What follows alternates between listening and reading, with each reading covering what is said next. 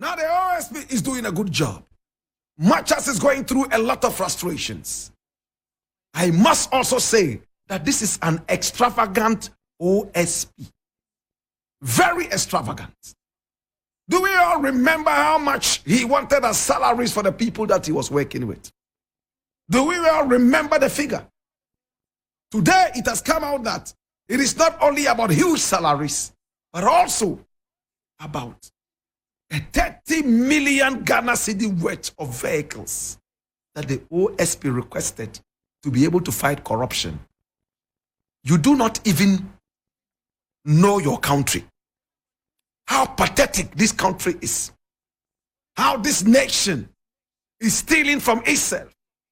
How this nation has no respect for the heritage of the nation. My brother, you've been asked to come and fight corruption. We appreciate the work you are doing. You sent in a request of vehicles worth 30 million Ghana cedis. Are you crazy? What's wrong with you? The nation is seriously hemorrhaging. The nation is seriously in crisis. Come in and do the little that you can do. Do you need 30 million Ghana cedi worth of vehicles to be able to run? Can I take you back to the days of Sankara? When Sankara came into office, he banned all public offices from using luxury cars. Everybody, my brother, my sister, was supposed to use a simple car. Brother, my sister, very, very small, no air conditioning, and it could run on very little fuel, including himself. He banned all public offices from using air conditions. They should use natural air. It wasn't because they didn't enjoy comfort, but it was because of the dire need of the nation, the impoverished nation, to be able to deal with the calamity. Now, if you are coming in and you agree that the nation is so impoverished because of these dirty people who are stealing left, right, and center, corruption galore, that has given you a job to be able to deal with corruption, and you come in and you are making such extravagant demands. What is the difference between you and the people who do not think about the nation? OSP wanted vehicles worth 30 million Ghana cedis, and there's somebody defending him. It's okay. Yes, he needs it to do his work. He needs what? Do we know the difference between need and want? Magufuli, who died recently, president of Tanzania, banned every other person, my brother, my sister, from flying first class, let alone chartered. Everybody must go economy. And that ministers at an event should not be more than 4. Maximum 4. My brother, my sister, these are all ways to fight corruption, and also with fighting wastage, you need some of these things. An OSP who wants to be lavished with all kinds of luxury, it's not a good OSP. That's Blakk Rasta, with no reference to us, which is okay. He's not our friend, but he's a civil society guy who is looking at this situation and he's calling it corruption. We are not even calling it corruption. We don't necessarily agree with him.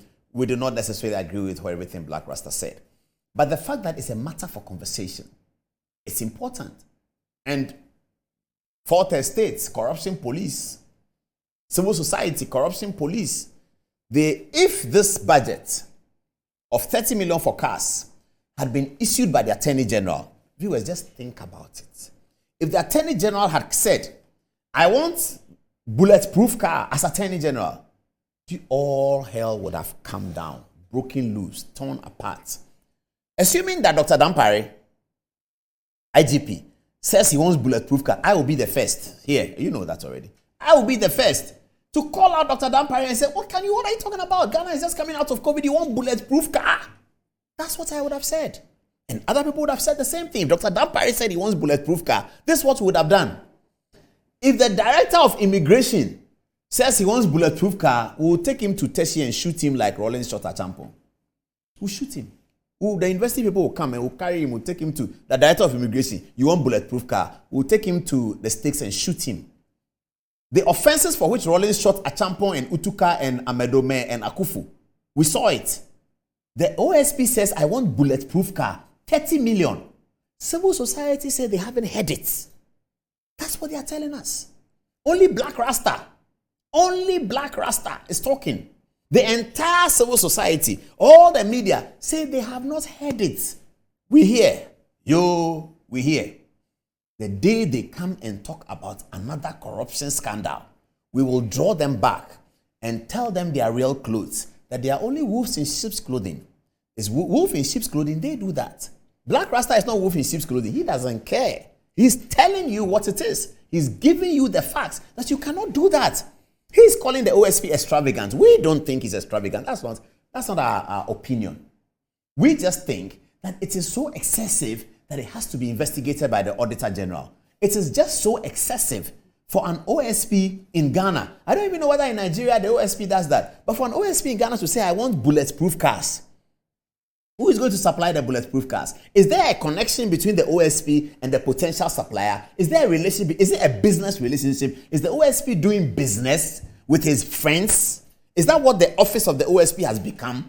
A business something with his friends? So they are asking for cars? The other day when I talked about the OSP's approach to the Adapa matter, some people supported me, some people didn't. It's okay, I understand. Because people were saying that, well, whether he took helicopter or so, why did Adapa have $1 million in her house? It's a good question. No problem. Relevant question. On this one, I have not heard anyone yet who says that what the OSP did is right. I've seen a few of my friends in the NDC, and I've seen my friend Vomaho, who is yet to prove the Kandapa 1 million. Oliver supporting the OSP in this matter. I don't even understand Oliver. I think he just wants to put himself. Oliver, when he goes away and there's nothing, then he puts it. Oliver, just go on Joy FM, your friends, start a radio program. A weekly radio program on legal politics. Every day you have something to say. But I think he gets bored when he has nothing. When there's no attention on him, then he has to throw himself into something. So he says something defending the OSP. OSP should feel sorry that his defense is coming from Oliver. But it's okay. NDC people are saying something because of where the story came from, because they think that Paul Adom-Otchere doesn't like NDC. So he says some story, you cannot support it, blah, blah, blah. That's okay. All that is fine. You see, it's a plural society. So we appreciate the plurality of our society and the plurality of opinions in our society. The proliferation of opinions is accepted, it's appreciated, and it's applauded. So we don't have any problem with that. But for those civil society organizations who are here, who have seen it, and are pretending that they haven't seen it because somebody is their friend, that it's not about Ghana anymore, it's about somebody. I met Kisi Ajabi in 2001. How many years ago is that? I've known him since that time. Is he my enemy? Since he became OSP, I've sat with him in a meeting and discussed his work. We sat and discussed his work. Is he my enemy? But how can he ask for 30 million for cars? So he's asking for 30 million for cars, so I won't say it? No. That's not how it works. This is very wrong. We can't build a society like that. So civil society, please, get ready. Get ready and look at it. You don't have to tell me. You don't have to mention my name. When Blakk Rasta said he didn't mention our name, he didn't say anything about us. He just went on the facts of the matter. He didn't even show any evidence of what he had, whether he had it properly or he's had it, or he didn't even show anything. He just was upset and he was overwhelmed by the request from the OSP to a limping Ghanaian economy of 2001, a post-COVID economy in 2001. A public official wanted bulletproof cars so that he can fight corruption in the post-COVID economy. Civil society, Suleiman Brahma, Manasseh Azuri, Kwame Kaikari, Fourth Estate, they haven't heard it. They haven't heard it. They don't know about it. Tomorrow they'll come and say, Zoom Lion has been given a contract by VRA. That's what they are interested in. Such partisan, peripheral, parochial, anti-corruption fight. Suleiman Brahma is on the left, my good friend. I met him on TV, so we had an interesting chat. Manasseh Azuri is on the right. He's also my good friend, but I'm not sure whether he thinks of me as a good friend these days because we've been fighting too frequently. We fight a lot, so maybe the fight has clouded.